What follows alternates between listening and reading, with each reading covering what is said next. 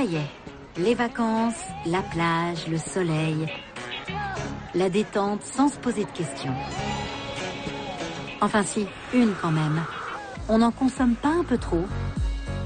Regardez, même quand on est presque nu, il est partout. Vraiment partout, sous toutes ses formes. On l'utilise tout le temps. Chaque année dans le monde, on produit 260 millions de tonnes de plastique. En à peine 60 ans, on est devenu totalement accro au plastoc. Avant son arrivée dans les années 50, c'était une autre époque. Pas de nylon, des maillots de bain en laine, plus longs à sécher et aussi moins glamour. La vie était aussi douce, mais beaucoup moins pratique. Avec le plastique, tout a changé.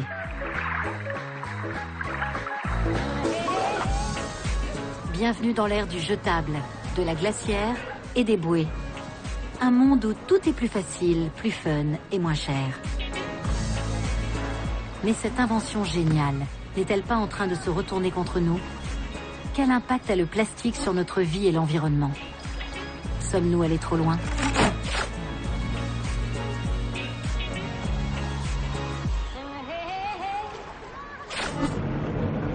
Quelque part dans la baie de Cannes, Laurent est pêcheur professionnel. Il sait où trouver du poisson, mais il sait aussi où trouver du plastique. On va essayer de s'approcher discrètement, ça va pas faire plaisir à tout le monde, donc à mon avis, il vaut mieux pas trop se faire remarquer. On va voir si on peut passer déjà. C'est parti pour une drôle d'aventure. Une expédition sous-marine pour découvrir l'un des principaux inconvénients de cette matière qu'on dit magique.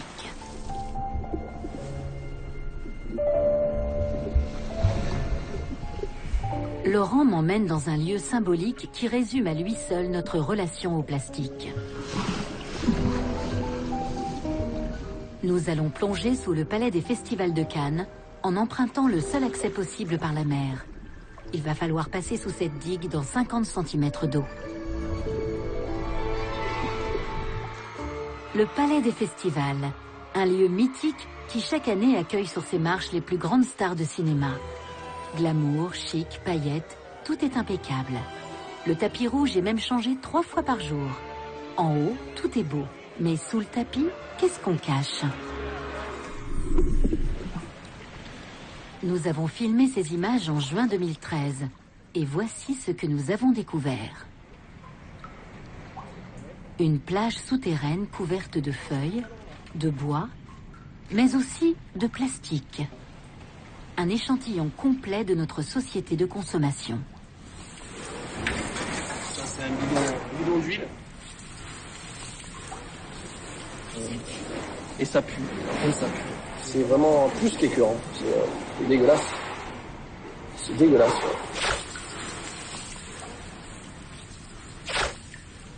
Au milieu de cette décharge souterraine, des prises électriques, des jouets, des roues de mobylettes et même des seringues. Sur les plages, voilà, ça c'est dangereux. Et là, s'il y a un très très gros orage, et bien tout ça, ça va partir à la mer. Qu'est-ce que c'est ça?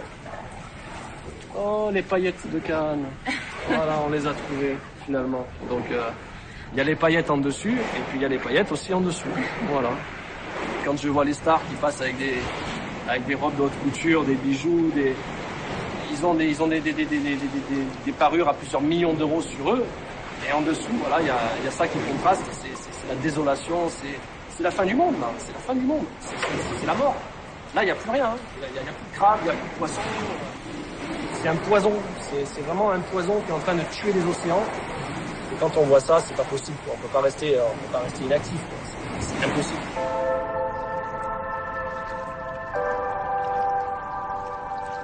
« 80% des déchets qu'on trouve en mer sont du plastique. Chaque année, il y en aurait 10 millions de tonnes qui finiraient dans le milieu naturel. On le trouve aussi bien près des côtes qu'à 4000 mètres de profondeur, dans le Pacifique jusque dans l'Antarctique. La mer est devenue une poubelle. Aucun endroit sur la planète n'est épargné. Il vole, voyage dans les rivières, les fleuves, se fragmente, devient parfois invisible, mais il est toujours là. Il étouffe, empoisonne les animaux et l'environnement. On l'utilise souvent à peine quelques secondes. Il mettra des siècles à disparaître.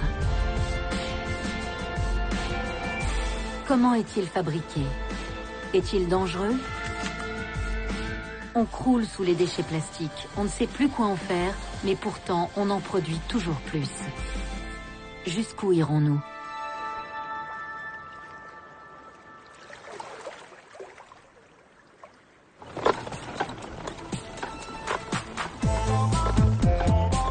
Le plastique est partout, mais plus personne ne le voit.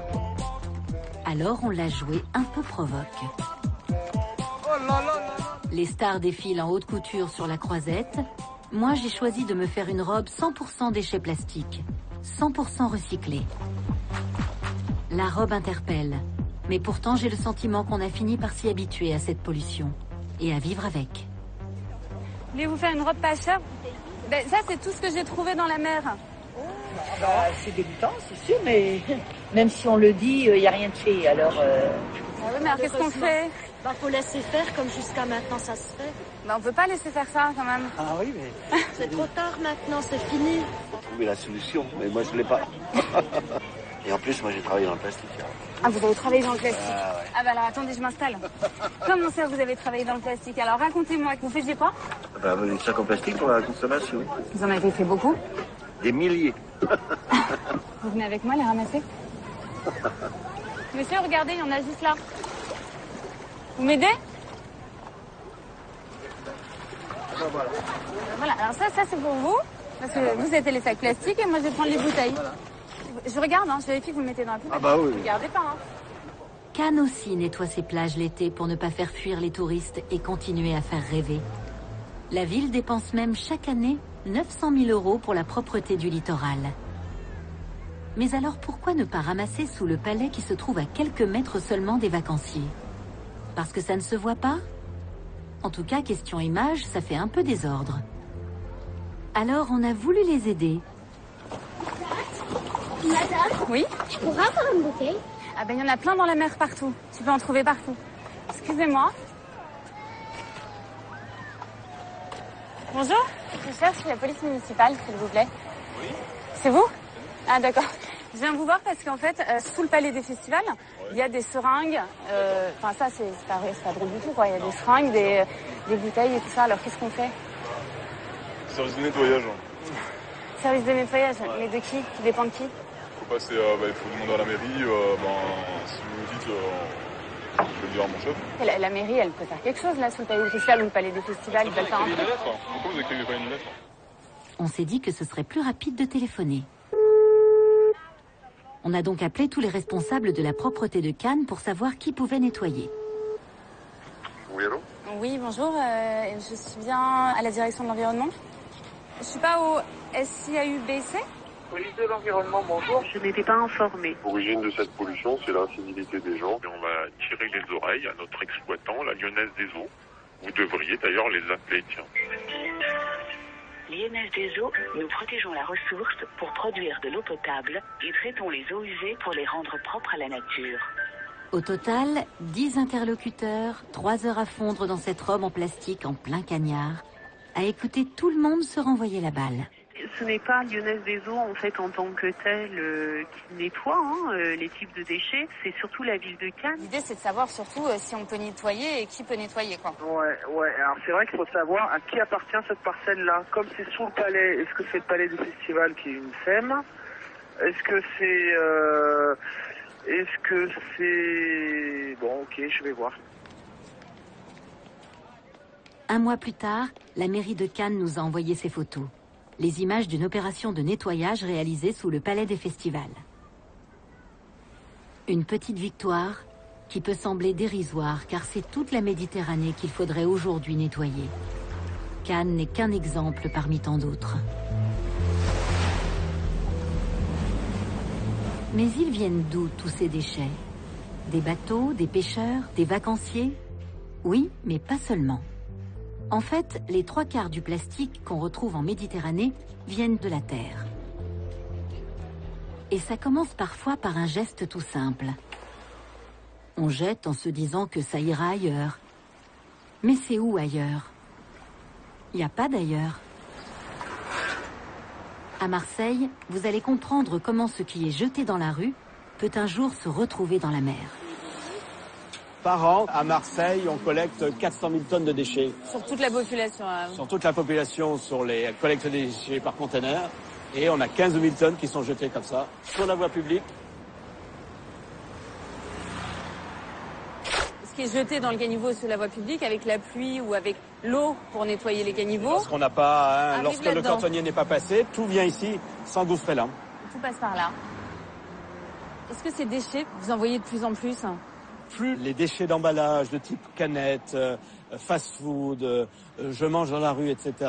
Se développent, plus effectivement les gens dans la rue, ils mangent, ils boivent et les déchets, pour certains, ils les jettent par terre. Les gens, ils prennent leur dernière cigarette, le paquet de cigarettes, il est jeté par terre. Ce qui s'échappe de notre dispositif, c'est minime. En théorie, tous les déchets qui ne sont pas ramassés finissent dans les égouts qui conduisent à la seule station d'épuration de Marseille, située à 2 km de là. Alors c'est là que tout arrive? C'est là qu'arrivent en effet les eaux des caniveaux, les eaux des douches, les eaux des machines à laver, les eaux des toilettes pour la population marseillaise, pour tout le centre-ville de Marseille.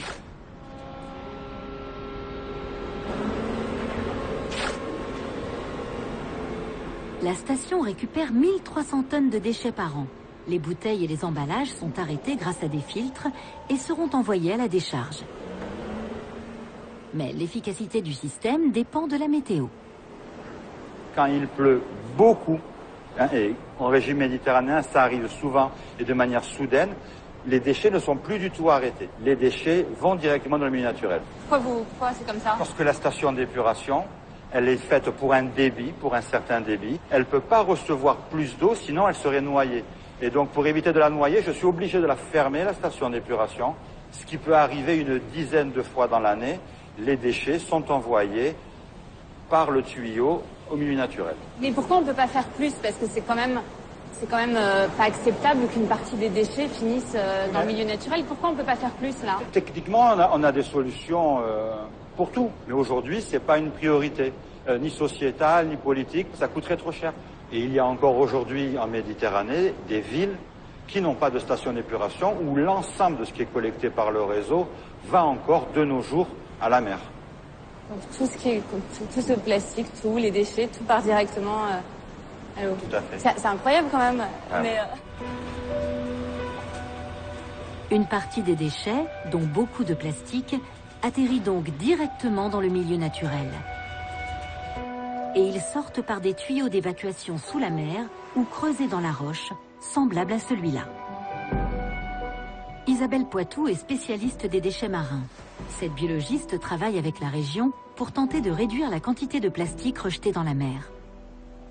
C'est quoi la quantité de ces déchets qui échappent au système? La quantité de ces déchets, c'est difficile à dire. On essaye de les mesurer sur les plages. On a des quantités qui sont assez impressionnantes en fonction du volume de pluie.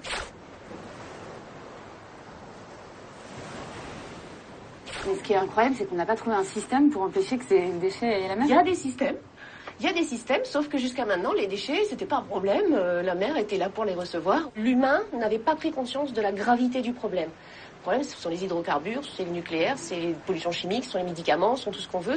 Mais les plastiques de notre quotidien sont trop familiers, ils paraissent tout à fait inoffensifs, voilà. Et puis le problème, c'est que c'est partout dans toutes les villes du monde, c'est la même chose en fait. Dans le monde entier, on consomme du plastique, on consomme et on jette. Et les égouts, les caniveaux sont souvent considérés comme des poubelles en fait. Les gens vont même se déplacer en se disant c'est pas malveillant, c'est pas qu'ils veulent jeter dans la mer, c'est pas qu'ils veulent polluer, c'est qu'ils se disent c'est géré, c'est en ville, c'est traité les déchets, il n'y a pas de problème. Dans le monde, chaque jour, des milliers de tonnes de plastique sont envoyées dans la mer où ils s'accumulent. Transporté par les courants, au gré des mers et des océans, ce plastique menace la vie marine, la pêche et le tourisme.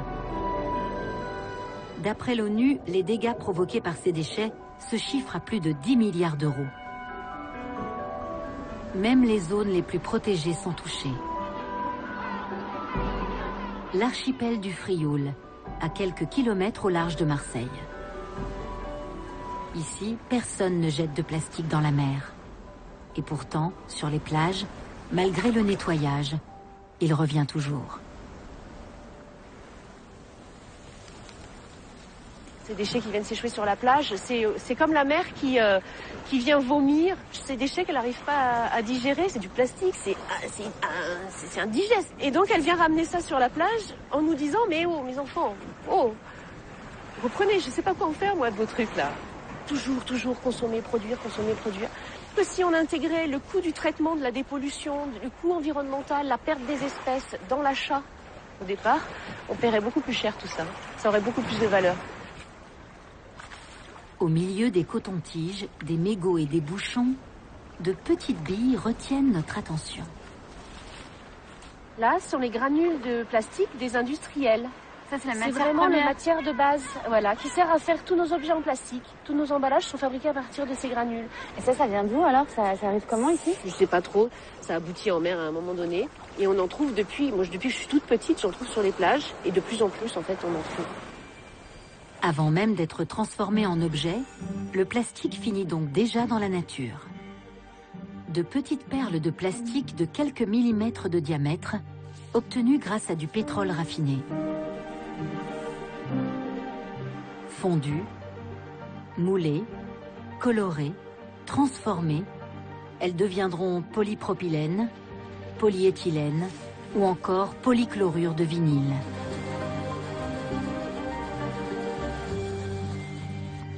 Il n'y a pas que sur la Côte d'Azur qu'on trouve ces granulés.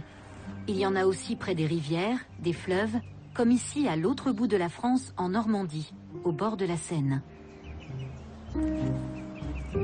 Quand on ouvre l'œil, on en voit des milliers.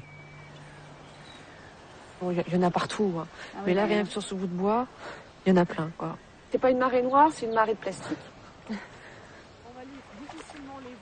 Les marées noires, Charlotte Nittard connaît bien. Son association s'est battue contre Total suite au naufrage de l'Erika. Cette jeune militante traque partout en France les pollueurs. Cette fois-ci, selon elle, pas besoin d'aller les chercher très loin. Ils sont à quelques centaines de mètres.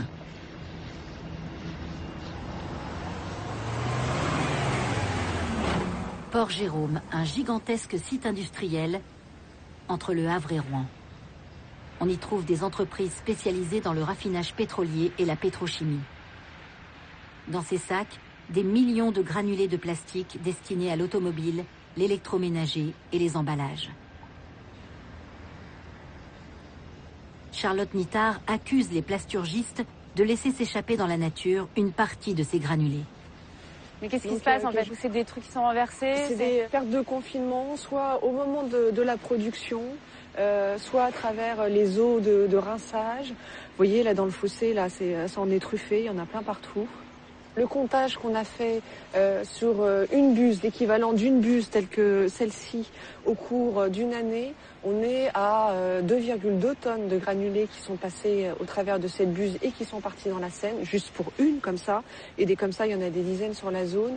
Et c'est l'équivalent à peu près de ce qu'il faut de matière plastique pour fabriquer 74 000 bouteilles d'eau minérale que tout le monde connaît. Ça proviendrait d'une décharge et ça serait véritablement des bouteilles en plastique, tout le monde crierait au scandale. Mais là, c'est petit, c'est retors, ça passe un peu inaperçu. Et c'est pour ça que finalement, y a un espèce de laisser-aller. On considère que bon, c'est pas si grave. Ce jour-là, des billes de plastique, on en a vu tout autour du site. Sur les parkings, dans les herbes, dans l'eau. Des granulés perdus pour toujours car impossible de les ramasser. Mais ce qui est pratique, c'est que les responsables laissent parfois des indices qui peuvent les trahir. Et que ça nous montre à qui s'adresser.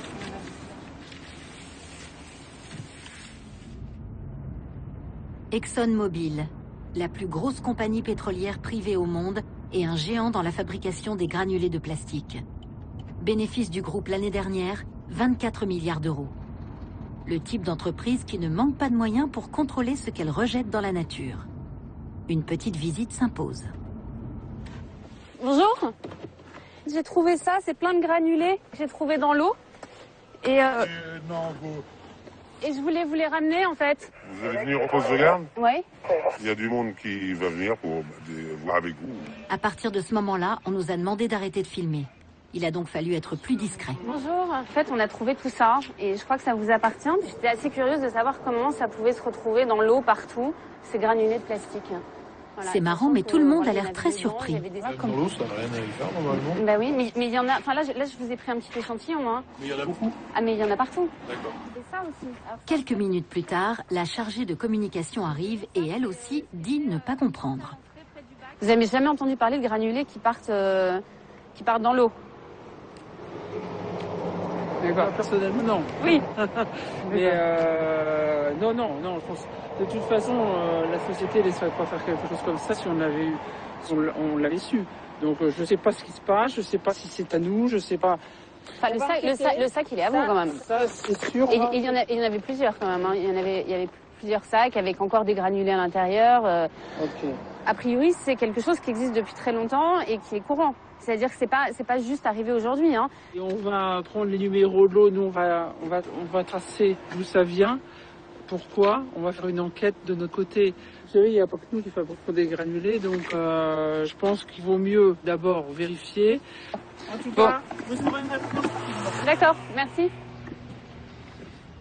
Quelques jours plus tard, l'entreprise a reconnu la présence de granulés sur le site. Mais ce serait la faute des transporteurs, pas suffisamment vigilants. Nous n'aurons pas plus d'explications. Exxon a refusé toute interview. L'association de Charlotte Nittard a porté plainte contre ExxonMobil et 4 autres entreprises pour délit de pollution des eaux et abandon de déchets. Pendant ce temps-là, les granulés perdus flottent et entament leur chemin dans la Seine, puis dans la mer. On les appelle des larmes de sirène. C'est poétique, mais ça pollue. Tout comme les milliards de fragments de bouteilles, de sacs et d'emballages qui rempliront les estomacs des oiseaux et des poissons. Ces microparticules de plastique absorbent et libèrent des produits chimiques. 600 espèces seraient victimes des déchets marins. Parmi elles, bien sûr, des espèces que nous mangeons. Ça donne envie, non ? Chaque année, des milliers de tonnes de plastique se retrouvent dans nos océans. Ce plastique est chargé en produits chimiques toxiques et il contamine la chaîne alimentaire marine. Le plastique est-il entré dans notre chaîne alimentaire? Est-ce que nous aussi nous mangeons du plastique?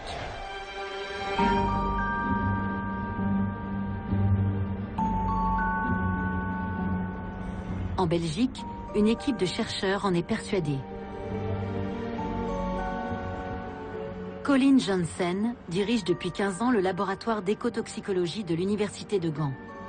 Il étudie notamment l'effet du plastique sur les espèces marines. Alors voilà, ça c'est ce que je vous ai demandé d'analyser. Donc ce sont des produits qu'on peut trouver dans les poissonneries ou dans les grandes surfaces. Ces moules, elles, ont été cultivées en Hollande et sont exportées un peu partout dans le monde. Et là, donc, ce sont des huîtres françaises. Alors qu'est-ce que vous avez trouvé ?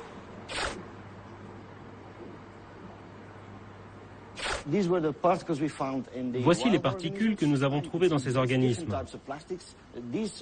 Vous voyez, il y a différents types de plastique. Là, ce sont sans doute des fragments de sacs plastiques, de bouteilles, de briquets ou autres. Cette particule-là est intéressante parce qu'elle vient probablement des cosmétiques. C'est les petits granules de plastique qu'on trouve dans les gels douches. Exactement. Et quand je regarde là-dedans, je vois pas de plastique, moi, à l'œil nu. C'est invisible à l'œil nu. La plupart du plastique qu'on a trouvé mesure entre 5 et 20 microns. C'est vraiment très petit. C'est pour ça que vous ne le voyez pas.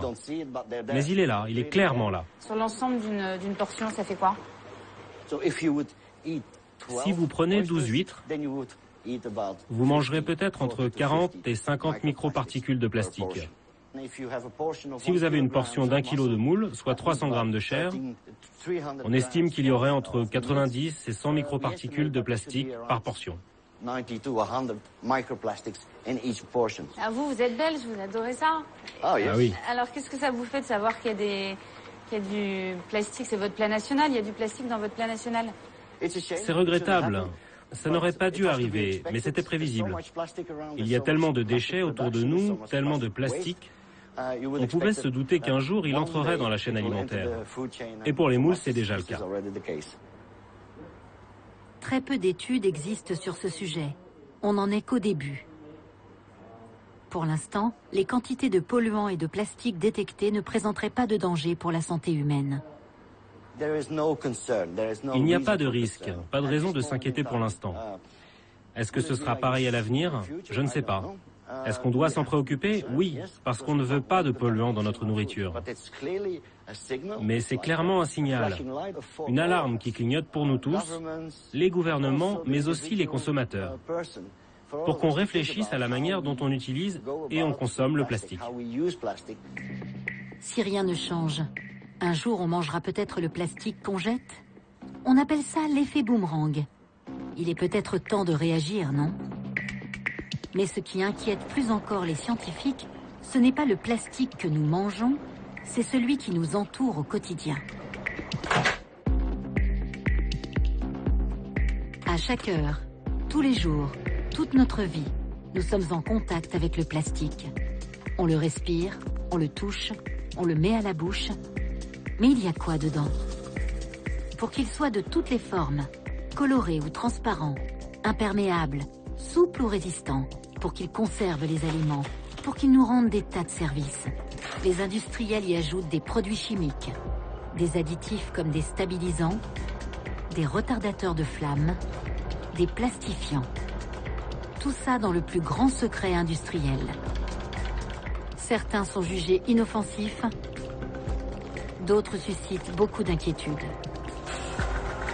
Il y a 3 ans, la France a interdit l'un d'entre eux, le bisphénol A, dans les biberons. Et en 2015, il sera interdit aussi dans tous les contenants alimentaires.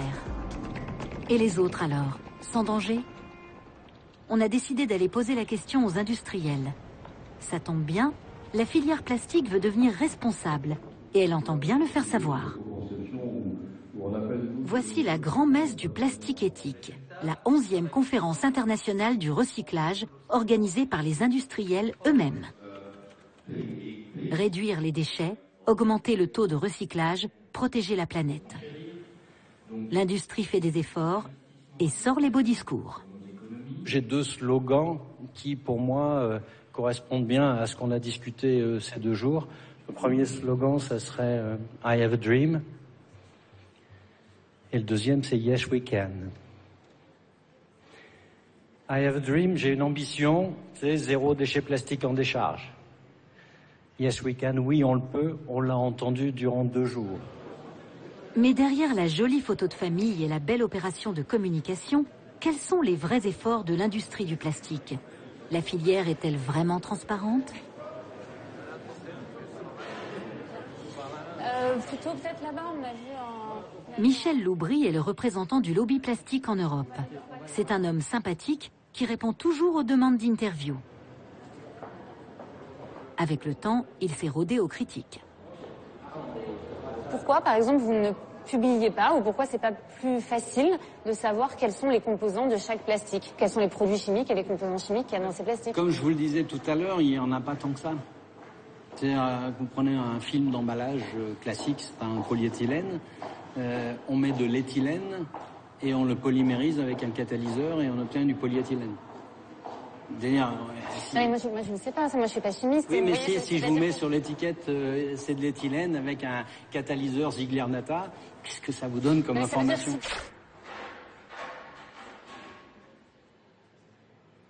Nous communiquons avec les autorités, etc. Tout est connu, il n'y a pas de problème là-dessus. Nous respectons la législation européenne et nous mettons sur le marché européen des produits qui respectent ces normes-là.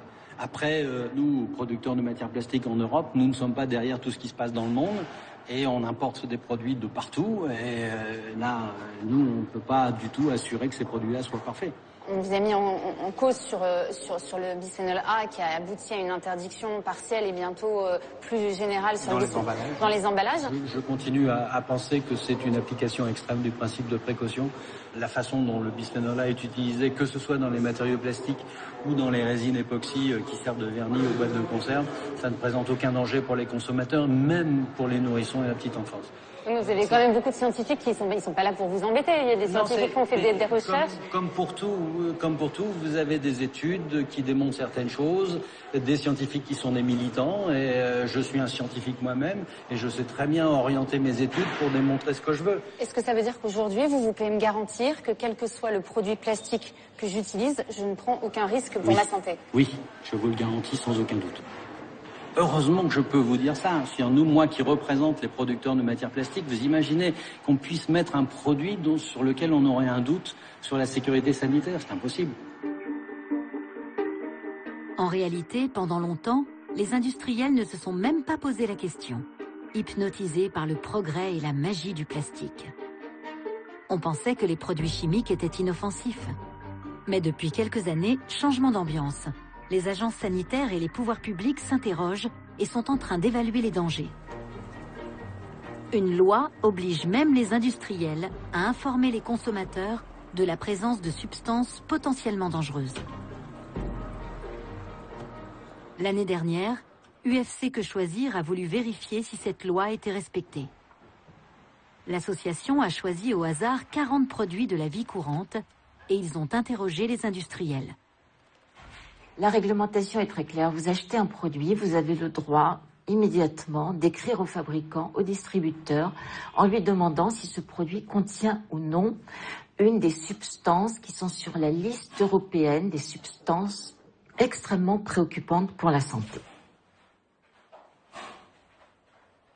Ce fabricant, ce distributeur, a 45 jours pour vous répondre. Donc si vous voulez, en théorie, c'est bien. Sauf que nous avons eu des réponses, effectivement, et que ces réponses étaient ou à côté de la question posée, puisqu'elles répondaient sur la réglementation, ce qui est un autre problème, ou bien elles nous disaient non, il n'y a pas de substance préoccupante, et nous en avons trouvé dans les analyses en laboratoire. Du coup, est-ce que ça veut dire que selon vous, aujourd'hui, il y a un manque de transparence de la part des industriels sur les substances chimiques qu'ils mettent dans leurs produits? Il y a pour le moins un manque de transparence. Nous avons dit ou mensonge délibéré ou ignorance coupable, mais pour le client, pour le consommateur, le résultat est exactement le même. Il va se trouver dans sa vie de tous les jours exposé à une substance toxique pour la santé et on lui a dit que c'était pas le cas. Dans ces produits plastiques, quelles peuvent être les substances chimiques préoccupantes? Toutes les substances qu'on a recherchées font partie de la grande famille très préoccupante qu'on appelle les CMR, c'est-à-dire les substances cancérogènes, mutagènes ou toxiques pour la reproduction. Donc c'est quand même pas rien, si vous voulez. Le fait que les industriels fassent comme si ça n'avait pas d'importance et autres, c'est pas du tout rassurant pour la santé des consommateurs. Dans ces produits, UFC Que Choisir a recherché la présence de certains phtalates qui permettent d'assouplir le plastique et des retardateurs de flamme qui empêchent le produit de prendre feu trop rapidement. Les analyses ont relevé qu'un produit sur 4 testés contenait l'une de ces substances jugées hautement préoccupantes. Les substances préoccupantes, on les a trouvées dans tous les types de produits. On les a trouvées dans des trousses que les enfants ont à l'école. On les a trouvés dans des tapis donc de souris d'ordinateur. Sur les sacs à dos scolaires qu'on a testés, il y en a qui n'en contenaient pas, il y en a qui en contenaient. Et tout le problème, c'est qu'aujourd'hui, dans un rayon de magasin, on ne distingue pas le sac à dos qui contient ce phtalate très préoccupant et celui qui n'en contient pas. Et donc, ce qu'on veut, nous, vraiment, à l'UFC Que Choisir, c'est qu'on ait maintenant un étiquetage sur tous les produits qui contiennent une de ces substances. On n'est pas suffisamment protégé, selon vous? Aujourd'hui, on n'est pas protégé, non, absolument pas. De plus en plus d'études démontrent que nous sommes contaminés par le plastique. Les composants chimiques migrent dans notre corps et dans notre sang. Le bisphénol A et certains phtalates sont même considérés comme des perturbateurs endocriniens qui, même à petite dose, affecteraient gravement l'activité de notre système hormonal.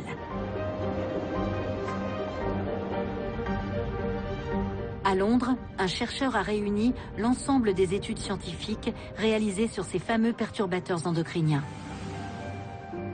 Il en a même fait un rapport à l'Union européenne et préconise une réglementation dans les plus brefs délais. Est-ce que je prends un risque en utilisant tous les jours du plastique? Le risque le plus important pour la santé, d'après les dernières études scientifiques, concernerait le fœtus, l'exposition du bébé dans le ventre de la mère.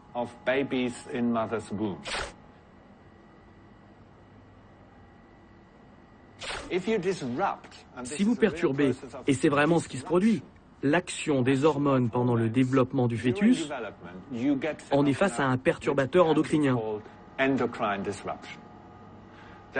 Et il y a beaucoup de conséquences qui nous inquiètent.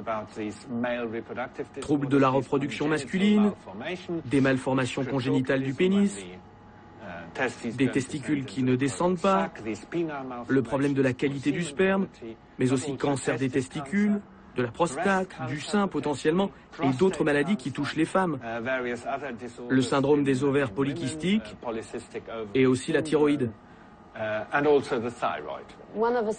des représentants de l'industrie plastique m'a pourtant assuré que je pouvais consommer n'importe quel produit plastique sans prendre le moindre risque. C'est à moitié vrai et à moitié une façon de faire diversion. Beaucoup de produits chimiques présents dans le plastique finiront dans la nourriture.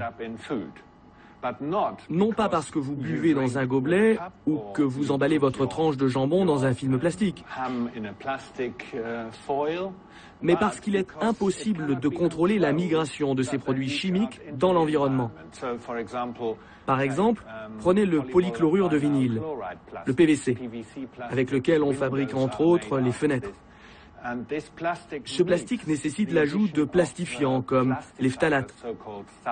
Une fois que ce plastique est jeté aux ordures, les phtalates vont se répandre lentement dans l'environnement et entreront dans notre chaîne alimentaire. On avalera ces substances même si elles ne viennent pas directement des emballages.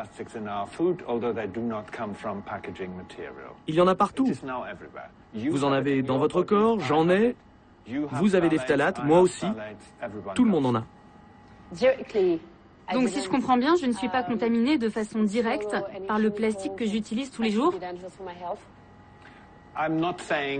Je ne suis pas en train de dire que rien ne s'échappe de ces objets et qu'il n'y a aucun risque. La vérité, c'est que je n'en sais rien. La plupart des produits chimiques n'ont jamais été correctement testés toxicologiquement. Ok, résumons. On est en contact toute la journée avec des produits chimiques dont on ne sait pas grand-chose. Certains seraient dangereux, mais on ne sait pas dans quels produits ils se trouvent. Quant à l'effet cocktail de toutes ces substances sur notre santé et sur l'environnement, alors là, c'est encore plus flou. Mais pas de panique, tout est sous contrôle. L'Union européenne a créé une directive très stricte pour tous les plastiques en contact avec les aliments, interdit les phtalates dans certains objets pour enfants, et enfin, en 2007, elle a lancé un grand programme baptisé REACH.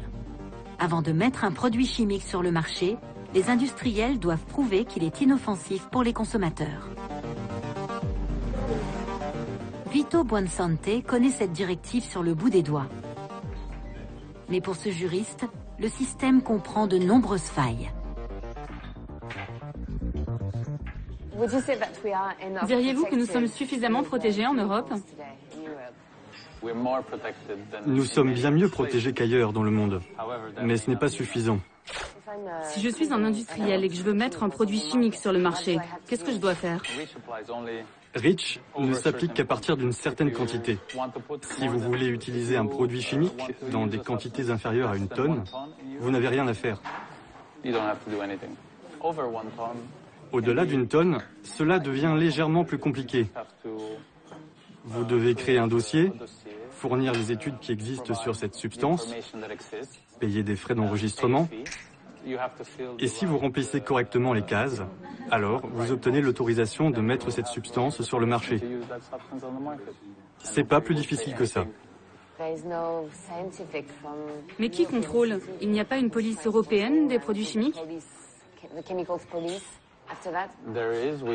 Si, il y a l'Agence européenne des produits chimiques, qui se situe à Helsinki, en Finlande. Mais ils n'ont l'obligation de contrôler que 5% des dossiers déposés. Vous vous rendez compte? Un dossier sur 20 seulement sera vérifié au bout du compte. Récemment, cette agence a déclaré que 69% des dossiers qu'ils ont vérifiés n'étaient pas conformes. Autrement dit, ne prouvaient pas la non-dangerosité de ces produits. De plus en plus de voix s'élèvent pour dénoncer ce manque de contrôle de l'Union européenne, mais aussi un manque de décision. L'année dernière, la Commission devait définir ce qu'étaient les perturbateurs endocriniens. Mais pour l'instant, rien n'a bougé. Il n'y aurait pas suffisamment de données scientifiques pour déterminer les produits à interdire. Et puis par quoi les remplacer? Michèle Rivasi est députée européenne. Elle accuse la Commission de privilégier l'économie à la santé des consommateurs. Est-ce que pour vous, il y a une vraie urgence à agir maintenant? Est-ce qu'on va vers un nouveau scandale, vous pensez? Ah, mais pour moi, c'est déjà un scandale. Quand on observe cette épidémie et on a toutes les études scientifiques qui confirment la relation de causalité entre les perturbateurs endocriniens, qu'ils soient bisphénol, qu'ils soient phtalate, qu'ils soient bromure, retalate, qu'ils soient bromure, retardateur de flamme, etc. Et quand on voit la situation sanitaire avec... Il est là le scandale déjà. Aujourd'hui, l'industrie plastique fait pression pour justement retarder cet agenda. Est-ce qu'il y a un vrai pouvoir des lobbies ou...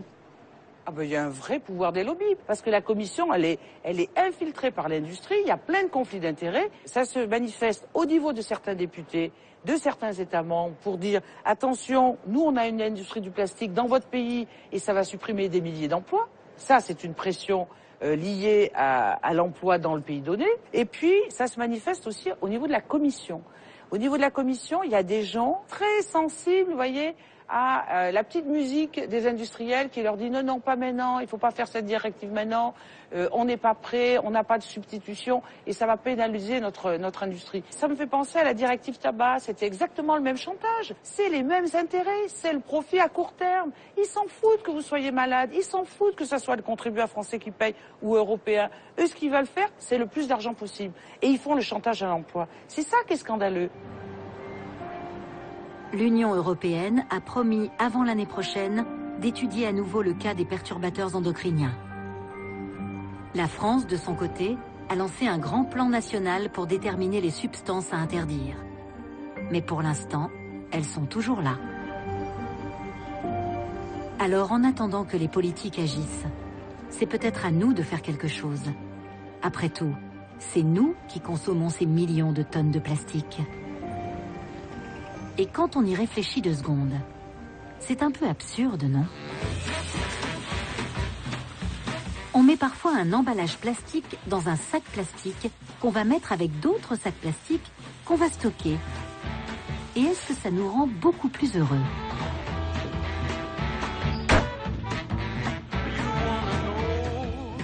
Par moments, moi, ce plastique, il me rend complètement dingue. Pourquoi s'infliger tout ça? Emballer des aliments individuellement, ça c'est vraiment indispensable. Ça facilite tellement la vie. Et en plus on mange bien. On en consomme tellement qu'on se rend même plus compte que ce plastique à haute dose peut nous empoisonner l'existence. Et que parfois, il y a peut-être plus simple. Alors, ça ressemblerait à quoi une vie sans plastique? Bon, le panier non. Et le chariot c'est bon. Ah non, il y a du plastique. Dans tous les rayons, sur tous les étalages, impossible d'y échapper. Même quand il n'y en a pas à l'extérieur, on en trouve souvent à l'intérieur. Conçu pour être résistant et durable, on en a fait une matière jetable qu'on gaspille. Le marketing en use et en abuse. Toutes ces belles couleurs, ces jolis emballages qui nous donnent envie d'acheter. Heureusement qu'il y a encore les fruits et légumes. Ah non, dommage. Bon, on va pas se mentir, la vie sans plastique, c'est galère. Mais il y a vraiment des trucs qu'on peut tous faire et qui ne sont pas très compliqués. Remplacer les sacs plastiques par des sacs en tissu, acheter en vrac et mettre dans des bocaux en verre, privilégier les produits peu emballés et choisir les alternatives quand elles existent. Des industriels développent même un plastique moins polluant et moins chimique à base d'amidon, de carapaces de crustacés, d'huile végétale ou encore d'algues.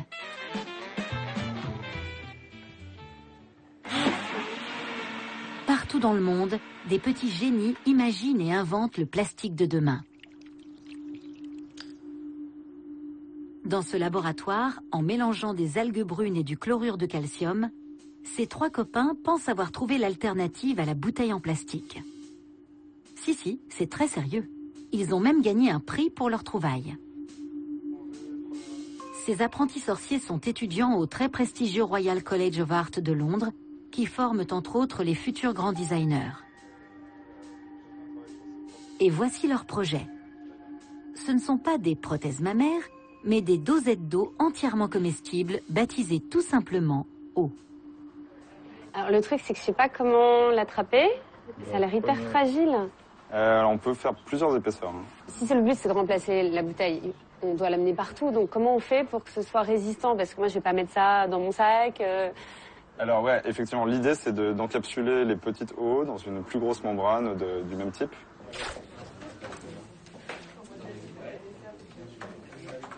Vous pensez vraiment que ça peut remplacer à terme les petites bouteilles qu'on a? Ouais, bah l'idée, aujourd'hui, on utilise beaucoup plus d'eau emballée que ce dont on a besoin. C'est pas vraiment un très bel objet. Que quand on la jette, c'est ça dans la rue, ça dans les parcs, ça dans l'eau. Aujourd'hui, pour fabriquer ça, il faut à peu près 3 fois le volume de ce que ça contient en eau, pour la fabrication du pétrole, du plastique, etc., qui permet de faire ça. Donc c'est proposer une alternative au plastique, qui aujourd'hui est une des composantes de ce qui détruit la planète. Bon, allez, on trinque. Alors comment on fait pour trinquer avec une bulle? Je sais pas, on n'a jamais trop fait ça. On fait hop, chine, à la vôtre. Chine. Comment je fais? Je croque dedans? Ouais, c'est intuitif comme un fruit en fait, hein. C'est vraiment... Je vais m'en mettre partout, non? Ouais, attention. Mais oui, mais alors c'est pas pratique votre truc. Bah, c'est en développement, mais vous allez voir. Bon.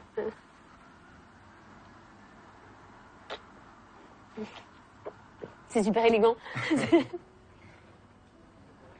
Vous n'avez pas fini votre emballage? Je suis obligé de le manger. Ah bah vous le mangez, pas de gâchis. Allez. Les bulles d'eau sont toujours en cours de développement, mais le projet de Guillaume et de ses copains intéresse déjà des industriels. Le plastique a révolutionné nos vies. Mais 60 ans après son invention, on réalise qu'il a aussi des inconvénients. La France envisage une interdiction des sacs plastiques pour 2016. Mais il y a encore de nombreux défis à relever, notamment la gestion de tous ces déchets. En France, 80% du plastique n'est pas recyclé. Pas assez rentable, trop de matières différentes et des Français qui ne trient pas suffisamment. Un gaspillage d'énergie considérable. Alors les consciences s'éveillent pour ne plus arriver à ça. En banlieue parisienne, ces bénévoles de l'association OSE passent une partie de leur temps libre à nettoyer les décharges sauvages. Parce qu'on ne peut plus continuer comme ça. Ce jour-là, avec eux, j'ai déniché ce vieux jouet éducatif. Une terre en plastique cassée, comme un symbole. Un petit clin d'œil pour nous rappeler que notre terre, elle, n'est pas en plastique, justement. Ni recyclable, ni jetable, on n'en a qu'une. Alors autant en prendre soin.